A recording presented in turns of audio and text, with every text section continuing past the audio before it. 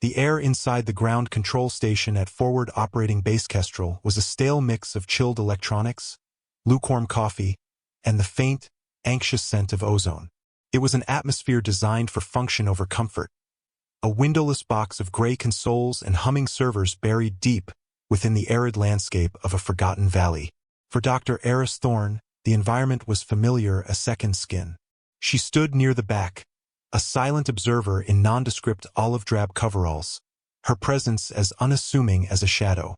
Her short, dark hair was tucked behind her ears, her features were plain, and her posture was one of patient stillness. She looked like a low-level technician, a contractor, or perhaps an administrative assistant who had taken a wrong turn. Colonel Marcus Sharp, commander of the 44th Expeditionary Reconnaissance Squadron, certainly thought so. He strode through the operations floor with the heavy-footed confidence of a man who owned every shadow and every beam of fluorescent light within his domain. His jaw was perpetually set, his uniform was starched to an impossible crispness, and his voice was a finely tuned instrument of command, designed to resonate with authority. He was flanked by Lieutenant Evans, a young man whose ambition shone so brightly it was almost blinding, his every nod and gesture a perfect mirror of his commanding officer. Sharp's eyes swept the room, cataloging his domain, and snagged on Thorne. He paused mid-stride, a flicker of annoyance crossing his face. He saw a woman where a uniformed airman should be, a civilian anomaly in his sterile military world. "Ma'am," he said, his voice loud enough for the entire room to hear, a casual assertion of his dominance. "The coffee station is through that door, and if you're looking for the admin office, it's back in the main building. Try to keep up." A few of the younger operators snickered into their hands. Lieutenant Evans offered a tight, superior smile. Thorne didn't react. Her gaze remained neutral, her expression unchanged. She simply gave a slow, deliberate nod, a gesture so minimal it could have been an acknowledgement or a dismissal. She didn't move toward the coffee station. Instead, her eyes drifted to a bank of servers, her attention caught by the rhythmic, slightly off-key hum of a particular cooling fan. Sharp huffed, a small sound of irritation, and continued his tour of the floor, the incident already forgotten, the woman already categorized and filed away as irrelevant. Thorne let the dismissal wash over her. It was a useful cloak. Invisibility was a tool, one she had honed over a decade of walking into places like this. Her official title was a mouthful: Directorate Liaison, Operational Test and Evaluation, Office of the Secretary of Defense, but her job was simple: find the cracks. She was an auditor of reality, sent to measure the gap between the polished reports sent up the chain of command and the gritty, often failing, truth on the ground. FOB Kestrel, with its glowing readiness reports and perfect mission metrics, was a prime candidate for such a measurement. For the next 2 days, she maintained her quiet orbit. She walked the perimeter of the base as the sun bled across the horizon, the dust of the high desert coating her boots. She observed the launch and recovery crews, noting the subtle hesitation in their movements, the practiced efficiency that sometimes masked a lack of genuine confidence.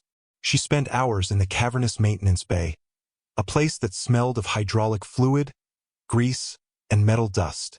The noise was a constant symphony of pneumatic wrenches, whining generators, and the sharp clang of steel on concrete. It was here she first properly met Master Sergeant Reyes.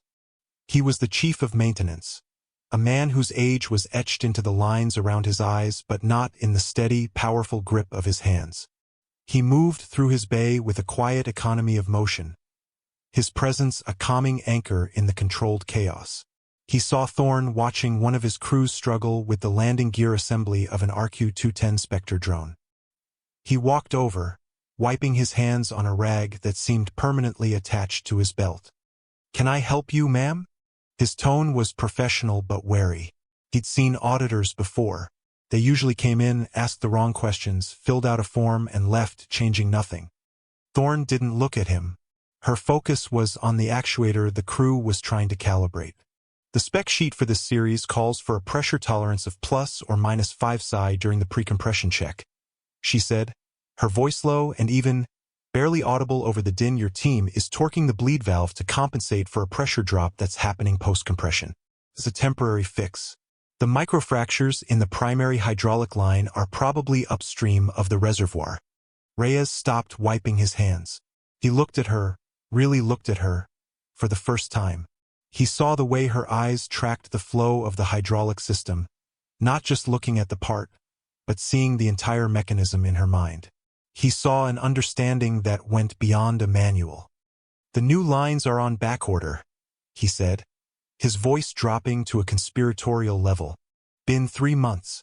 Supply chain says they're a low-priority item. We've been ordered to maintain mission capability by any means necessary." "Any means necessary," Thorne repeated softly. It was a phrase she'd heard 1,000 times. It was the official motto of every unit that was slowly breaking under the strain of reality. "And what does that do to your actual readiness rate, Master Sergeant?" Reyes glanced around the bay, at the faces of his young airmen, tired and strained. "On paper, 100%. Colonel Sharp's favorite number. And in reality?" she pressed gently. He met her gaze, and for a moment the professional mask slipped. She saw a deep, abiding weariness. "In reality, ma'am," he said, his voice barely a whisper, "we're holding it all together with duct tape and prayer, and we're running out of tape." She gave him that same slow nod she'd given the colonel. "Thank you for your candor, Master Sergeant." She turned and walked away, leaving Reyes staring after her, a new, uncertain respect dawning in his eyes. He had a feeling this audit was going to be different. The pressure continued to build in the sterile, recycled air of the GCS. The next day, Colonel Sharp held a command briefing via a secure video teleconference with a 2-star general at CENTCOM. He stood before a massive screen, a pointer in his hand, radiating confidence. Lieutenant Evans stood beside him, ready to cue the next slide. Thorne was in her usual spot at the back of the room, a ghost in the machine. "As you can see, General," Sharp boomed, his voice polished to a high sheen, "the 44th continues to exceed all operational benchmarks. Mission-capable rates for our Spectre fleet are at 100% across the board. We have maintained a 98% target acquisition success rate for 3 consecutive quarters." The slide on the screen was a sea of green boxes and upward-trending graphs. It was a beautiful, compelling picture of success. It was also a lie. Thorne knew it. She had spent the previous night cross-referencing the official flight logs with the maintenance crew's informal repair notes. The real logs, kept in a greasy notebook Reyes had accidentally left on a workbench. The official logs were pristine. The notebook told a story of cannibalized parts, jury-rigged fixes, and systems that were repeatedly rebooted to clear persistent error codes. She watched the general on the screen nod, suitably impressed. "Excellent work, Marcus. You're setting the standard out there." "We aim to please, sir," Sharp said with a self-satisfied smile. As he spoke, a small, amber light blinked for a half-second on a secondary diagnostic console to Thorne's right. It was a transient fault indicator for the primary satellite uplinks data buffer.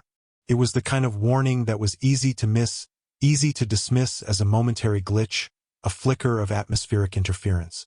But Thorne had seen that specific error code before in the maintenance notes. Fault 7B44. Data buffer overrun. Action.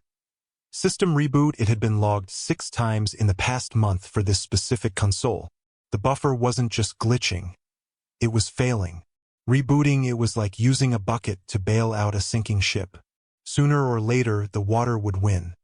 Sharp didn't notice the light. Evans, if he saw it, gave no sign. They were too focused on the green boxes on the big screen, on the fiction they had so carefully constructed. Thorne watched the light fade and made a mental note. The cracks were beginning to show. It was only a matter of time before something fell through them. She felt a familiar, cold knot tighten in her stomach. It wasn't a feeling of fear, but of anticipation. The pressure was building.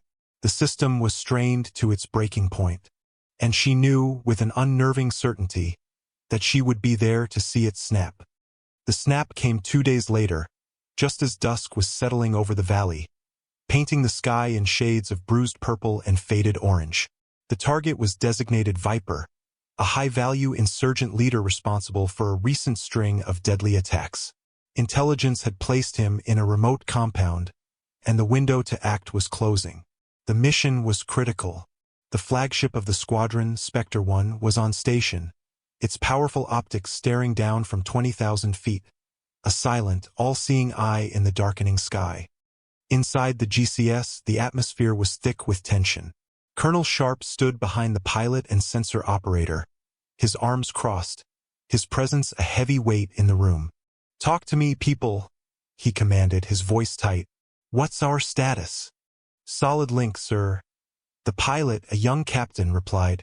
"Spectre 1 is holding a steady orbit. Optics are clear.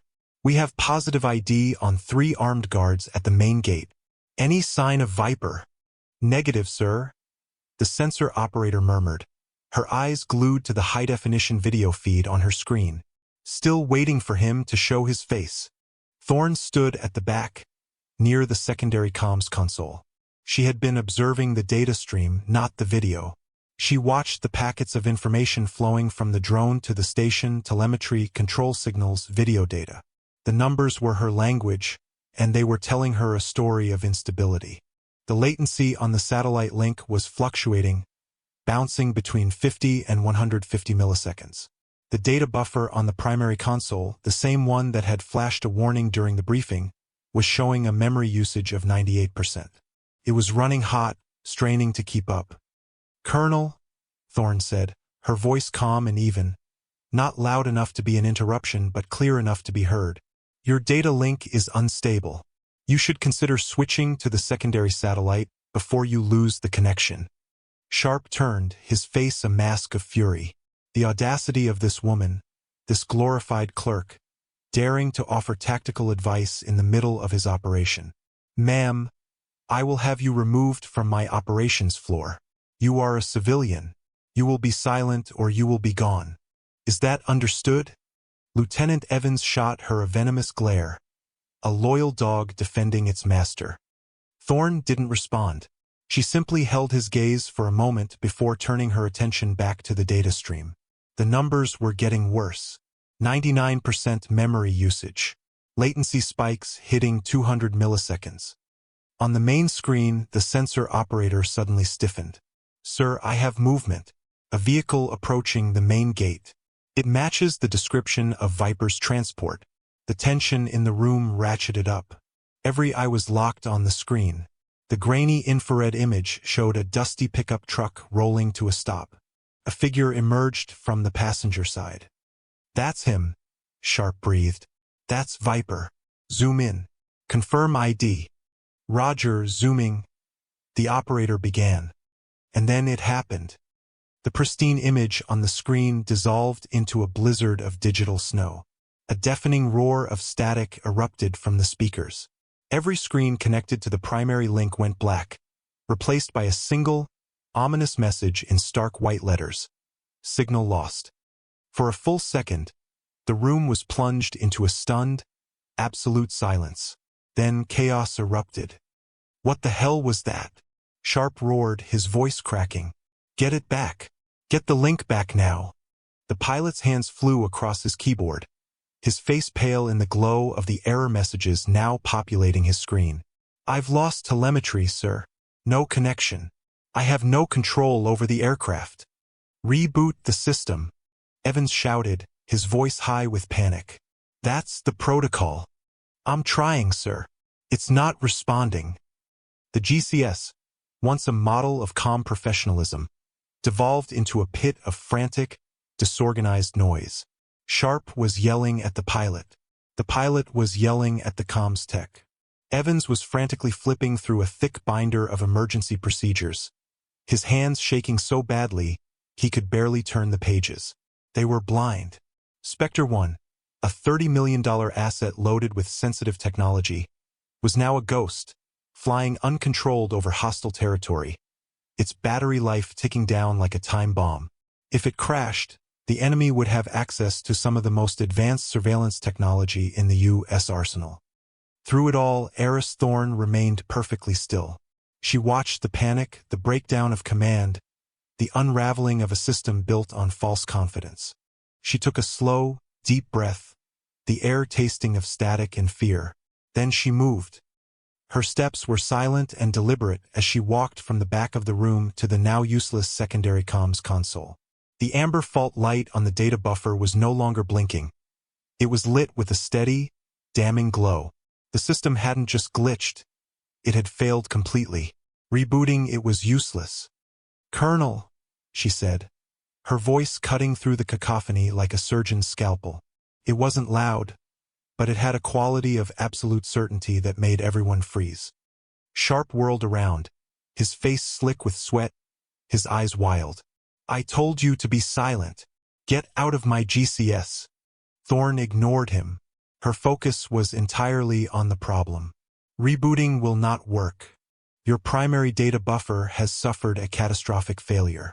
You are flooding the satellite with corrupted handshake requests, which is preventing the backup system from engaging." She reached down and, with a single decisive flick of a switch, cut the power to the main console's satellite uplink. The roar of static died, replaced by an unnerving, profound silence. She slid into the seat at the secondary console, her fingers hovering over the keyboard. She clipped a small, unobtrusive earpiece and microphone to her coveralls, patching it directly into the base's maintenance channel. "Master Sergeant Reyes," she said, her voice a low, focused hum. "This is Thorn. Do you read me?" There was a crackle of static, then Reyes's voice, steady and calm. "I read you, ma'am." Loud and clear, he had been listening, anticipating the call. "I need you to physically bypass the primary power bus for the GCS antenna array and slave it to the auxiliary generator," Thorn instructed. "The main bus is showing voltage fluctuations that are contributing to the data corruption. I need clean power.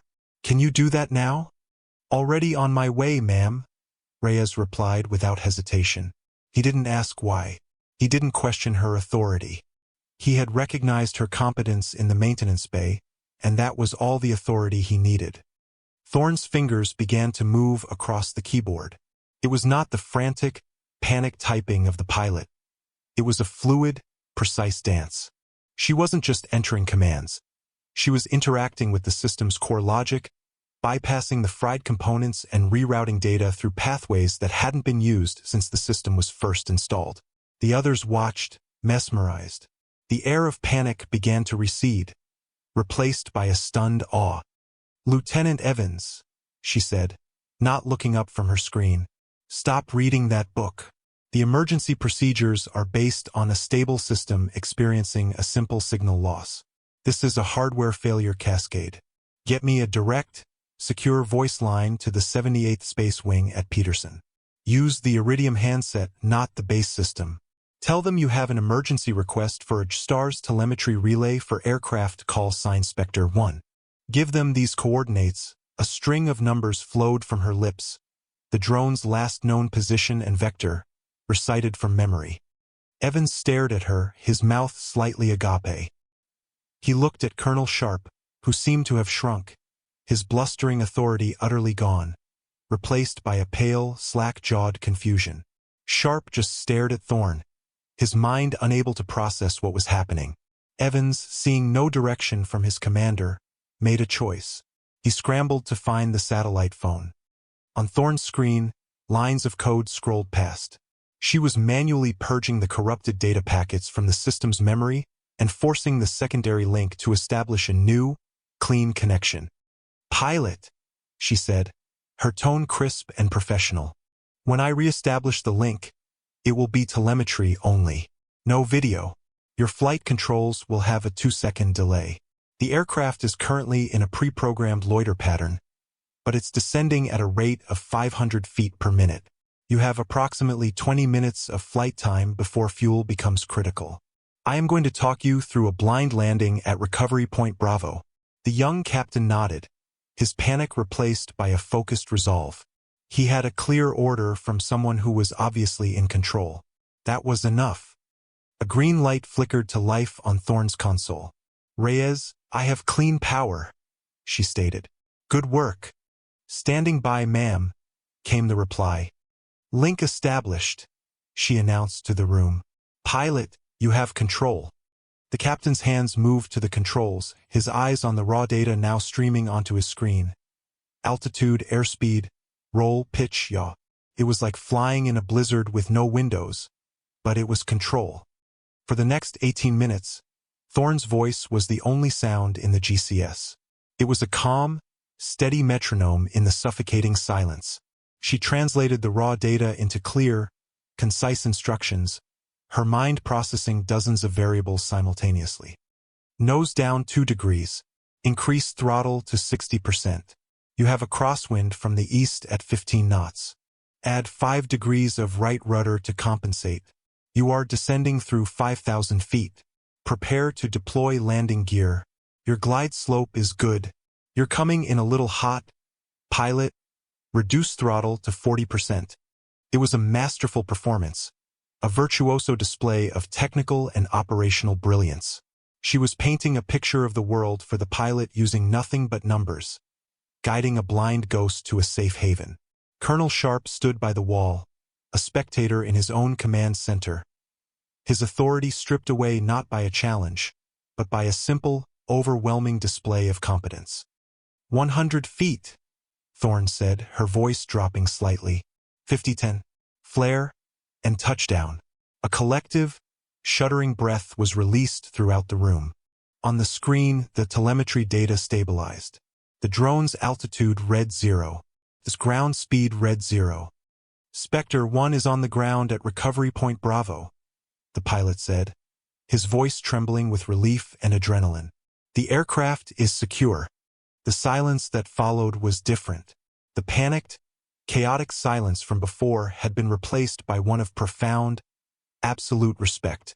Every eye in the room was on the unassuming woman in the olive-drab coveralls, who was now leaning back in her chair, calmly running a final diagnostic on the damaged system. The immediate crisis was over. The reckoning was about to begin. Colonel Sharp was the first to find his voice. It was a hoarse, ragged thing, stripped of its usual bluster. He took a hesitant step forward, his face a confused jumble of anger, humiliation, and a dawning, terrifying suspicion. Who in God's name are you?" he demanded, the words catching in his throat. "I want your name and your authorization. Now." Before Thorne could answer, the main screen, which had been dark since the crisis began, flickered back to life. It wasn't the GCS interface. It was a high-priority, system-wide message pushed directly from CENTCOM command. A flashing red banner at the top read, "Immediate after-action report required. Critical incident. RQ 210 Spectre. 1 signal loss." Below the banner was a list of senior personnel automatically logged as being present in the GCS at the time of the incident. The system's digital eye was impartial and absolute. The first name was expected. Soel Marcus S. Sharp, Site Commander, FOB Kestrel. But it was the second name that caused a wave of shock to ripple through the room. It appeared in the crisp, official font of the military's highest echelons, a name and title that carried an almost mythical weight. Dr. Eris B. Thorne, OSDDOT and E. Director, Operational Test and Evaluation. Pentagon Liaison. The letters seemed to hang in the air, each one a hammer blow to Sharp's ego. OSD. Office of the Secretary of Defense. DOTE.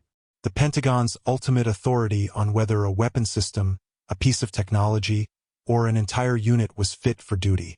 She wasn't just an inspector. She wasn't just an auditor. She reported directly to the highest levels of the Department of Defense. Institutionally, in this context, her authority superseded everyone in the theater, up to and including the two-star General Sharp had been so proud to impress. She was the final word. Lieutenant Evans, who had just returned with the Iridium handset, stopped dead in his tracks. The color drained from his face, leaving behind a pasty, horrified mask. He looked from the screen to the woman he had smirked at, the woman his colonel had ordered to go get coffee. He looked as if he might be physically ill. Colonel Sharp visibly deflated. The rigid, arrogant posture melted away, leaving a slumped, defeated man in its place. The starched uniform suddenly looked 2 sizes too big for him. He stared at Thorn, his mouth opening and closing silently, like a fish gasping for air. The entire architecture of his world, his authority, his carefully crafted image of success, his career, had crumbled to dust in the space of 30 seconds. The younger operators and technicians exchanged wide-eyed, silent glances. The quiet professionals, the NCOs and experienced airmen, simply nodded to themselves. They had sensed it. Master Sergeant Reyes's voice came over Thorn's earpiece, a low rumble of satisfaction. "Knew you were the real deal, ma'am. Recovery team is en route to Bravo." "Thank you, Master Sergeant," Thorn replied, her voice as even as ever. She unclipped her earpiece and rose from the console. Sharp finally managed to stammer out a few words. "Dr. Thorn, I apologize. We had no idea. If I had known who you were." Thorn held up a hand, a simple, sharp gesture that cut him off mid-sentence.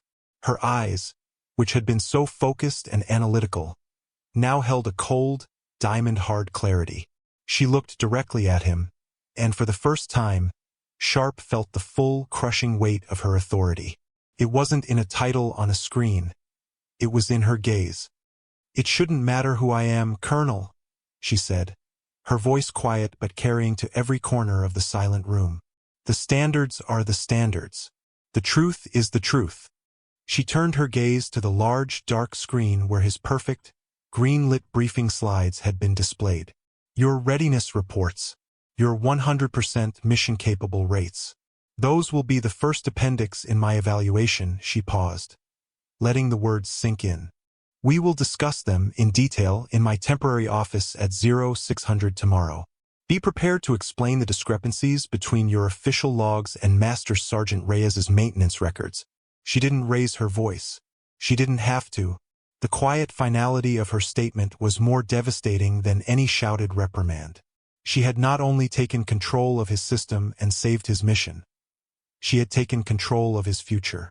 With that, she turned and walked toward the exit, her footsteps echoing in the cavernous silence. As she passed Lieutenant Evans, he flinched and pressed himself against the wall, as if afraid to even breathe the same air.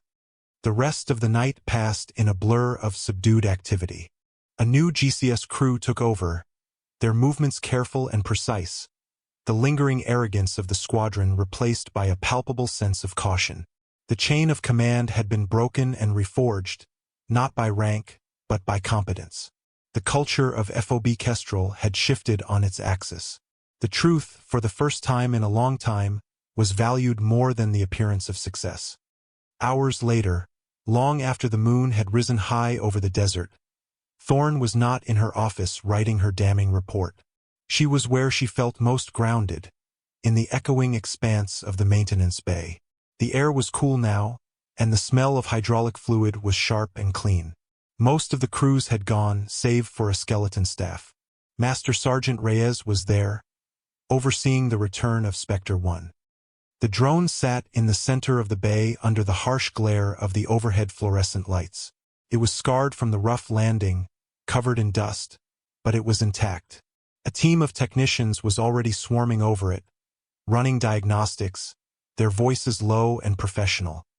Thorn walked over to the main GCS console, which had been brought down from the operations center for analysis. Its casing was open, its electronic guts exposed.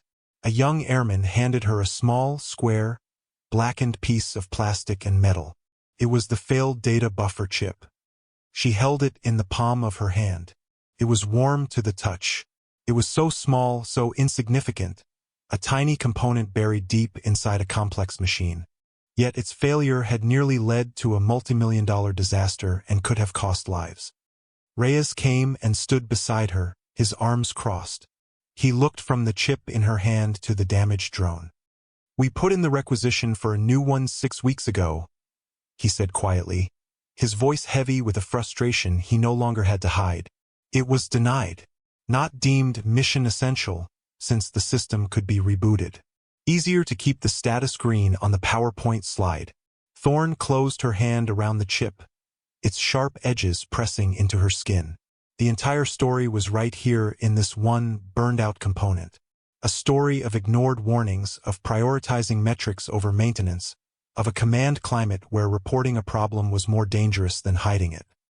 "This," she said, her voice a low murmur that was almost lost in the vastness of the hangar. "This is what happens when a number on a slide becomes more important than the integrity of the machine." She looked at Reyes, and he saw not an investigator or a director from the Pentagon, but a fellow professional who understood the fundamental, unglamorous truth of their work. That success was built not on bold speeches and impressive charts, but on the relentless, thankless, and honest work of keeping the machines running. "The report will be thorough," she assured him. "Things will change." He nodded slowly. "I believe you, ma'am." Thorne pocketed the small, ruined chip. It would be Exhibit A. She turned and walked toward the massive hangar doors, which were open to the pre-dawn chill. The first hints of light were beginning to soften the eastern horizon, chasing away the deep, star-filled black of the desert night. Her footsteps were the only sound, a steady, rhythmic beat on the oil-stained concrete. She walked out into the cool, clean air, alone. The base was quiet, but it was a new kind of quiet. It was the quiet of accountability. The quiet of a system that had been broken, exposed, and was now, finally, on the long, difficult road to being made whole again.